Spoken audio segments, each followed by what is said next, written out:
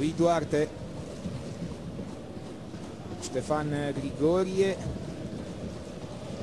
Spadasio.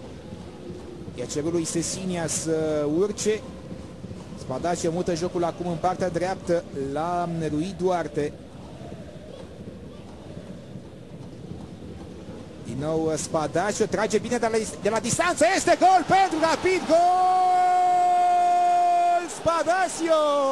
Golazo!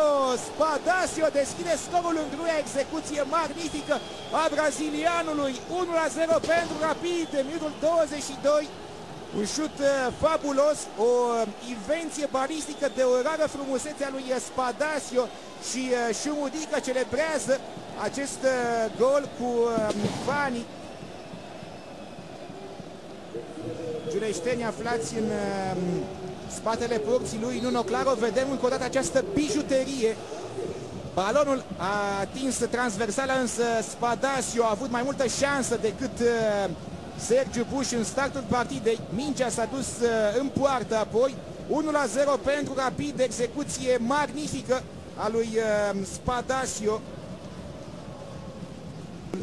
În sezonul trecut în Gruia a fost 1-0, o execuție din nou din afara careului pentru Mureșan, la fel cum a fost acum cazul lui Spadasio, un super gol în Liga 1 Bergambir.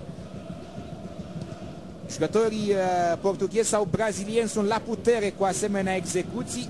În runda a doua din 2011 am văzut super golul portughezului Filipe Teixeira de la FC Brașov în confruntarea cu Steaua.